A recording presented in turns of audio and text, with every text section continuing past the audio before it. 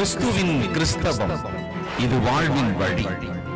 Christianity of Christ, this is the way of life. பரிசுத்த ஆண்டவர் இயேசு கிறிஸ்துவின் இனிய நாமத்திலே உங்களை வாழ்த்தி ஒருங்கிணைந்த சுவிசேஷ புத்தகங்களின் பார்வைக்கு அன்போடு கூட வரவேற்கிறேன். பிரியமானவர்களே, சமீபத்தில் ஒரு மருந்து சீட்டை எடுத்துக்கொண்டு மருந்து வாங்க போனேன். நான் போன இடத்துல அவங்க மருந்து 1, 2 அப்படி பார்த்துட்டே என்ன சொன்னாங்க, சார் இதில் 2 மருந்து நீங்கள் எழுதி கொண்டு வந்த அந்த பேரில் இல்லை, அந்த கம்பெனியில் இல்லை, அதுக்கு ஆல்டர்னேட்டிவ் இருக்குது அப்படின்னாங்க. அப்படின்னா நான் கேட்டேன், அப்பா அந்த மருந்தில் எந்த வித்தியாசம் இல்லையா, கம்பெனி மட்டும்தான் வேறையா? ஆமாம் சார், மருந்தெல்லாம் கரெக்டு தான், கம்பெனி மட்டும்தான் வேறையா இருக்கும் அப்படின்னாங்க. நம்ம ரொம்ப சாதாரணமாக இதை வாங்கிட்டு வந்துடுவோம். இப்போ வாழ்க்கையில் சிலதுக்கு ஆல்டர்னேட்டிவ், இப்போ இது இல்லைன்னா என்ன, இன்னொன்று பார்த்துக்கலாம், அதனால் ஒன்றும் இல்லை, அதே தான் இது அப்படின்னு சொல்லுவாங்க இல்லையா? அப்போ நம்ம அதை ஏற்றுக்கொள்வோம். இயேசு கிறிஸ்துவுக்கு மாற்று அல்லது இதற்கு பதிலாக இன்னொன்று இது இருக்கிறது அப்படின்னு சொன்னால் என்ன ஆகும்? மனுஷன் அப்படி தான் சொல்லிட்டான். ரோமர் 1 அதிகாரம் 21 நீங்கள் வாசிச்சிங்கன்னு சொன்னால், தேவனாகிய கர்த்தரை, சர்வ வல்லமையுள்ள அவரை விட்டுவிட்டு இந்த பூமியில் இருக்கிற தான் பயப்படுகிற விஷயங்களெல்லாம் பார்த்து அதை கடவுளாக்கி கடவுளோட மகிமையை அப்படியே சர்வ சாதாரணமாக பாம்பு லெவலுக்கு, அந்த ஊரும் பிராணி லெவலுக்கு இறக்கிட்டான். அப்போ மனுஷன் என்ன பண்ணியிருக்கிறான்னா, இதற்கு பதிலாக இது அப்படின்ற ஒரு இடத்துக்கு அவன் சீக்கிரமாக போயிடுறான்.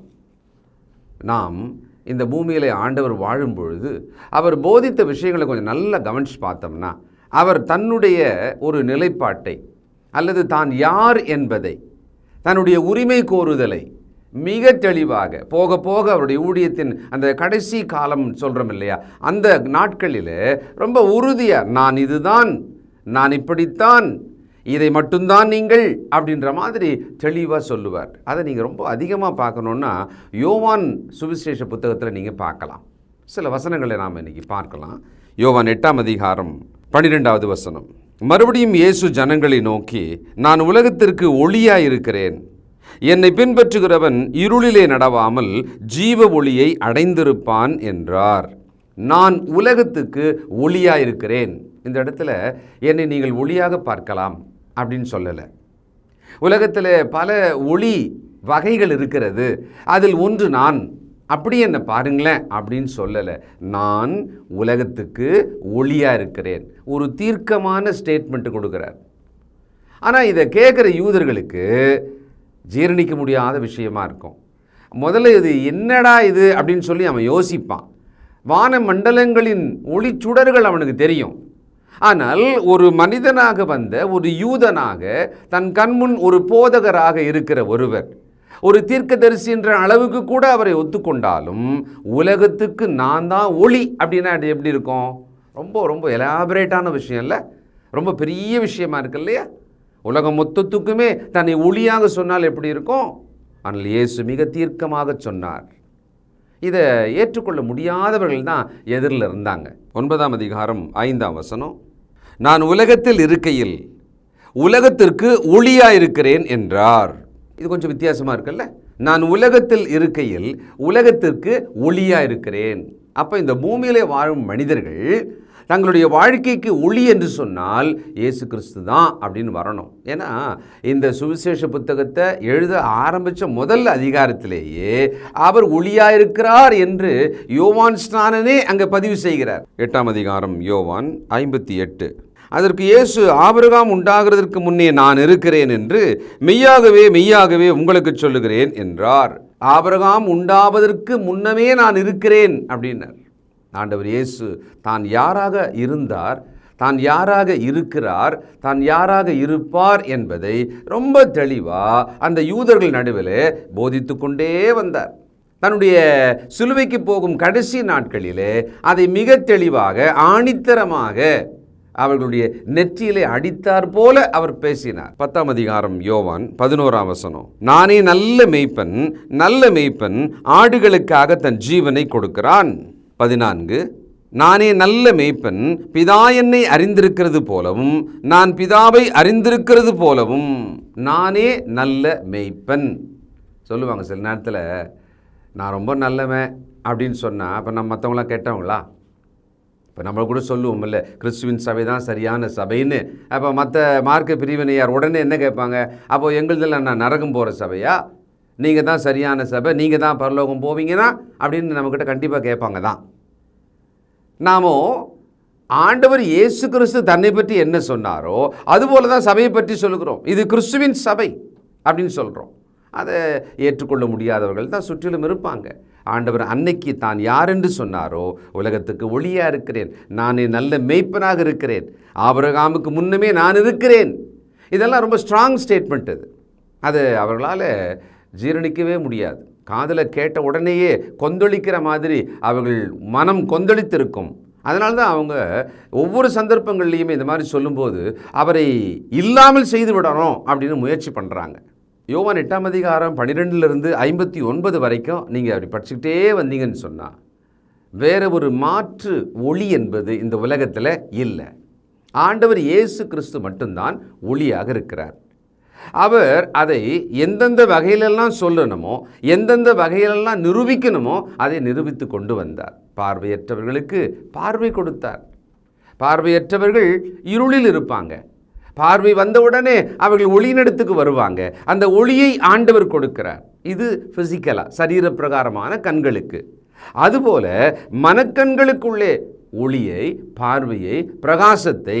அதனால்தான் வசனம் சொல்லுது, கிறிஸ்து உங்களை பிரகாசிப்பிப்பார் என்று எழுதியிருக்கிறதே. 8ஆம் அதிகாரம் யோவான் 20. தேவாலயத்திலே இயேசு உபதேசம் பண்ணும்போது தர்மப்பெட்டி இருக்கும் இடத்தில் இந்த வசனங்களை சொன்னார். அவருடைய வேலை இன்னும் வராதபடியினால் ஒருவனும் அவரை பிடிக்கவில்லை. ஆண்டவர் தர்மப்பெட்டி அண்டை உட்கார்ந்திருக்காராம். பெண்கள் வந்து போகிற ஒரு பகுதி இருக்கும் இல்லையா, அங்கே 13 தர்ம பெட்டிகள் வச்சுருப்பாங்களாம், காணிக்கை பெட்டிகள். அதில் வந்து போட்டுட்டு அவங்க போயிட்டுருப்பாங்க. அது பெண்கள் வரும் பகுதி மட்டும்தான். அதுக்கு பக்கத்தில் இவங்க இன்னொரு டைரக்ஷனில் உட்கார்ந்துருப்பாங்க. ஆண்டவர் அதை பக்கத்தில் இருந்து பார்த்துக்கிட்டே இருக்கிறார். 8ஆம் அதிகாரம் 25.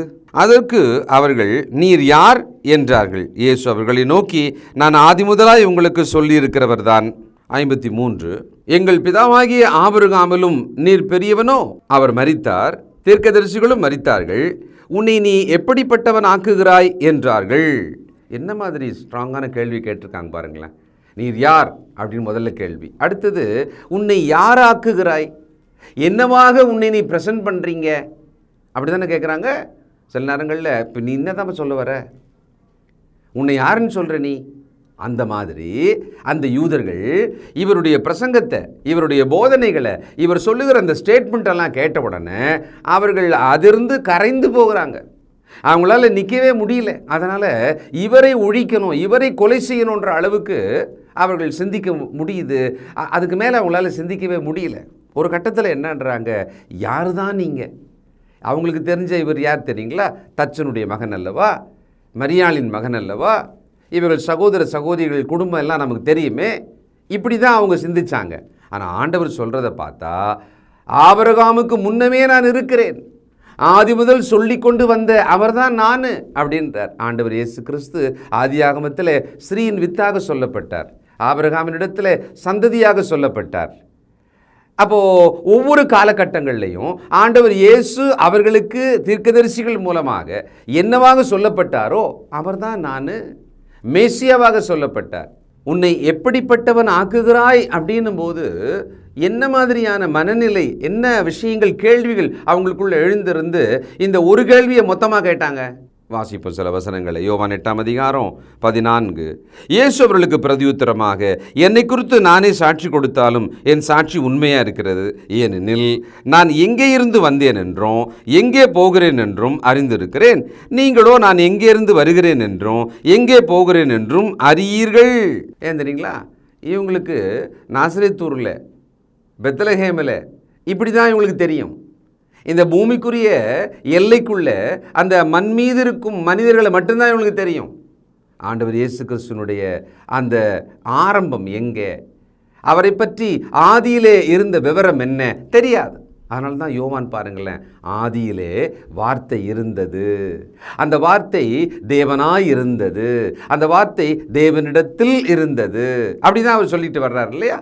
ரொம்ப சேலஞ்சிங்கான ஒரு புத்தகம் இந்த யோவான் சுவிசேஷ புத்தகம். ரொம்ப ஆழமானது, கருகலானது. அதை ரொம்ப கூர்மையாக நாம் பார்க்க வேண்டியிருக்கும். இந்த யோவான் புத்தகத்துக்குள்ள இருக்கிற பல வசனங்களை அன்னைக்கு அவர்கள் தடுமாறி திகைத்து அப்படியே கேள்வி கேட்டதை போல இன்னைக்கும் அதை படிக்கிறவர்கள் பல கேள்விகளை கேட்க தான் செய்வாங்க. ஆண்டவர் இயேசு கிறிஸ்து தன்னை யாராக இருப்பதாக சொன்னாரோ அவராக நாம் அவரை விசுவாசிக்க வேண்டும். அவர் தன்னை எப்படிப்பட்டவர் ஆக்குகிறார் அப்படின்ற கேள்வி அன்னைக்கு யூதர்களுக்கு இருந்தது, நமக்கு தேவையில்லை. ஆனால் இப்படி இன்றைக்கும் கேள்வி கேட்டு குழப்பறதுனால தான் நிறைய பேர் ஆண்டவர் இயேசுவை அவர் ஒவ்வொரு காலகட்டங்களில் எவ்விதமாக வெளிப்பட்டாரோ ஒன்று பிடிச்சிக்கிறாங்க. அவர் தேவ தூதர் தான், மட்டும்தான், அவர் வேறு யாருமே கிடையாது ஒரு ஆள். இன்னொரு அவர் மனிதர் மட்டும்தான், வேறு யாருமே கிடையாது. அவர் ஒரு தீர்க்கதரிசி மட்டும்தான், வேறு யாருமே கிடையாது. இப்போது ஒவ்வொருத்தரும் பாருங்களேன், அவருடைய பரிமாண வெளிப்பாடுகள் இருக்கு இல்லையா, அதில் ஒன்றையும் பிடிச்சிக்கிறாங்க, ஒரு டைமென்ஷனை பிடிச்சிக்கிறாங்க. ஆனால் மொத்தமாக ஆண்டவர் யாராக இருக்கிறார் என்பதை நாம் விளங்கிக்கணும்.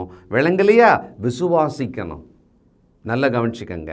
நமக்கு எல்லாமே விளங்காது. நம்ம மூளையோட அளவு புரிதல் ஒரு எல்லைக்கு உட்பட்டது மட்டும்தான். ஆனால் தேவ வார்த்தை சொல்லுகிறது என்பதனால அதை விசுவாசிக்க கற்றுக்கொள்வோமானால், ஆண்டவர் சொன்னார்ல, குழந்தை போல நீங்கள் ஏற்றுக்கொண்டால். குழந்தைக்கு லாஜிக் தெரியாது, குழந்தைக்கு முன்ன பின்ன யோசிக்க கேள்வி கேட்க தெரியாது. அது ஏற்றுக்கொள்ளும். அந்த ஏற்றுக்கொள்ளும் மனநிலை வேணும். அறிவாளிகள் கேட்பாங்க தான், அப்போது அப்படியே பைபிள் இருக்கிறத அப்படியே ஏற்றுக்கணுமா அப்படின்னு. ஆமாம், ஏற்றுக்கணும் தான். இது கடவுளுடைய வார்த்தைன்னு முதல்ல ஏற்றுக்கிட்டா அதையே உள்ளே இருக்கிறத ஏற்றுக்க முடியாது. இப்போ யோசிங்களேன். 23வது வசனம், யோவான் 8. அவர் அவர்களை நோக்கி, நீங்கள் தாழ்விலிருந்து உண்டானவர்கள், நான் உயர்விலிருந்து உண்டானவன். நீங்கள் இந்த உலகத்திலிருந்து உண்டானவர்கள், நான் இந்த உலகத்திலிருந்து உண்டானவன் அல்ல. நான் இந்த உலகத்திலிருந்து உண்டானவன் அல்ல அப்படின்றார். அதுவே அவங்களால ஏற்றுக்க முடியாது. தச்சனுடைய மகன், மரியாளுக்கு பிறந்தவர், இவ்வளோதான் தெரியும் அவங்களுக்கு. ஆனால் இயேசு கிறிஸ்து பரிசுத்த ஆவியினாலே கன்னி மரியாளிடத்தில் கர்ப்பம் தரித்து பிறந்தவர். இன்றைக்கும் இஸ்லாமியர்கள் அதை ஒத்துக்கிறதே கிடையாது. ஆண்டவர் இயேசு கிறிஸ்துவை அவர்கள் ஒரு இறை தூதர், இஸ் அ ப்ராஃபெட், அப்படி மட்டும்தான் ஒத்துக்கிறாங்க. அவர்களால் அதுக்கு மேலே சிந்திக்கவே முடியல. அதனால தான் அவர்களுக்கு இயேசுவினால் கிடைக்கும் ரட்சிப்பு கிடையவே கிடையாது. பரிதபிக்கிறோம் அவர்களுக்காக. 26. உங்களை குறித்து பேசவும் நியாயத்திற்கும் எனக்கு அநேக காரியங்கள் உண்டு. என்னை அனுப்பினவர் சத்தியமுள்ளவர், நான் அவரிடத்தில் கேட்டவைகளையே உலகத்துக்கு சொல்லுகிறேன் என்றார். 28. ஆதலால் இயேசு அவர்களை நோக்கி, நீங்கள் மனுஷகுமாரனை உயர்த்தின பின்பு நானே அவர் என்றும், நான் என் சுயமாய் ஒன்றும் செய்யாமல் என் பிதா எனக்கு போதித்தபடியே இவைகளை சொன்னேன் என்றும் அறிவீர்கள். நீங்கள் என்னை உயர்த்தின பின்புன்னு என்ன சொல்கிறாரு? ரொம்ப உயர்வான மேன்மையான சிலுவையிலே ஏற்றின பின்பு, அதாங்க மீனிங். இவர்கள் எல்லாரும் அவரை சிலுவையிலே அறைந்து விட்ட பின்பு அப்போ தான் இவர் சொன்னதெல்லாம் விளங்குமா. இன்றைக்கி 2000 வருஷம் ஆகி முழு வேத புத்தகம் வெளிப்பாடு முழுவதும் கையில் இருக்கும் பொழுது கூட விளங்காதவர்களாக கிறிஸ்தவத்தின் 10,000 20,000 பிரிவுகள் இருக்கிறது. ஆனால் இந்த சத்தியத்தை ஒரு குழந்தை போல நீங்கள் ஏற்றுக்கொள்வீர்களானால் பாக்கியவான்கள். ஏன்னா பாலகரும் குழந்தைகளுமானவர்கள் தான் ஞானத்தை ஏற்றுக்கொள்ளுகிறார்களாம். ஞானிகள் உலகத்தில் இதை பைத்தியம் என்று சொல்லுகிறார்களாம். நாம் ஏற்றுக்கொள்ள வேண்டும். கர்த்தருடைய வார்த்தை சொல்லுகிறதை ஏற்றுக்கொள்ள வேண்டும். அந்த ஏற்றுக்கொள்ளுதல் அப்படின்றது தான் விசுவாசத்தோட துவக்கமாக இருக்கிறது. 29. என்னை அனுப்பினவர் என்னுடனே கூட இருக்கிறார். பிதாவுக்கு பிரியமானவைகளை நான் எப்பொழுதும் செய்கிறபடியால் அவர் என்னை தனியே இருக்க விடவில்லை என்றார். ஆண்டவர் இயேசு கிறிஸ்துவினுடைய வார்த்தைகளை தெளிவாக கவனிச்சோம்னாலே பிதாவாகிய தேவனையும் ஆண்டவராகிய இயேசு கிறிஸ்துவையும் விளங்கிக்கலாம் ரொம்ப தெளிவாக. அதை தான் அவர் அவங்களுக்கு சொல்லிக்கிட்டே வரார். ஆனால் அவங்களால ஒரு கோணத்தில் மட்டும்தான் சிந்திக்க முடியுது. ஆண்டவர் இயேசு கிறிஸ்துவை கவனிக்கவே முடியல அவங்களால. இன்றைக்கும் கூட அப்படி தடுமாறும் கிறிஸ்தவ அமைப்புகள், கூட்டங்கள் இருக்க தான் செய்து. நாம் கிறிஸ்துவின் வசனத்தை, இந்த உபதேசத்தை ஏற்றுக்கொள்ளும் குழந்தை போல வைத்து கொண்டால் பரலோக ராஜ்யம் நம்முடையது. நீர் யார்? உம்மை நீர் எப்படிப்பட்டவர் ஆக்குகிறீர் அப்படின்ற கேள்வி கேட்டாங்க. அதுக்கான பதில் இப்போ நம்ம கையில் இருக்குது. நாம் விளங்கிக்குவோம். நாம் இதை உணர்ந்து கொள்வோம், நாம் இதை ஏற்றுக்கொண்டு விசுவாசிப்போம். 47 தேவனால் உண்டானவன் தேவனுடைய வசனங்களுக்கு செவி கொடுக்கிறான், நீங்கள் தேவனால் உண்டாயிராதபடியினால் செவி கொடாமல் இருக்கிறீர்கள் என்றார். எப்படி இருந்திருக்கும்ல அந்த யூதர்கள் கேட்டதுக்கு, தேவனால் உண்டானவர்கள் என்னுடைய வசனத்துக்கு செவி கொடுப்பார்கள் என்றார். அவர்கள் தேவனால் உண்டாகவில்லை. அதனுடைய அர்த்தம் என்ன அப்படின்னா, அவர்கள் தேவனை ஏற்றுக்கொண்டு அவர் சொல்லுகிறதை ஏற்றுக்கொள்ளும்படியான அந்த விசுவாசத்துக்கு வரல. 51ஆம் வசனம், ஒருவனின் வார்த்தையை கை கொண்டால் அவன் என்றென்றைக்கும் மரணத்தை காண்பதில்லை என்று மெய்யாகவே மெய்யாகவே உங்களுக்கு சொல்லுகிறேன் என்றார். 2 விஷயம் சொல்லி முடிக்கிறேன். இயேசு கிறிஸ்து தான் யார் என்று சொன்னாரோ அவராக அவரை விசுவாசிக்க வேண்டும். அவர் என்னவெல்லாம் சொன்னாரோ கீழ்ப்படிய, அதை நாம் கீழ்ப்படிந்து அல்லது அதன்படியாக செய்ய வேண்டும். இது ரெண்டும் கலந்தது தான் கிறிஸ்தவ வாழ்க்கை. இயேசுவை விசுவாசிக்க வேண்டும், அவர் சொன்னதின்படி வாழ வேண்டும். அவங்க தான் கிறிஸ்தவங்க. இப்போ நாம் இயேசுவை விசுவாசிக்கிறோம் அப்படின்னு மட்டும் நினச்சிக்கிட்டு அவர் சொன்னதை செய்யலைன்னா, பெரும்பான்மையான கத்தோலிக்க உலகம் இப்படி தான் இருக்குது.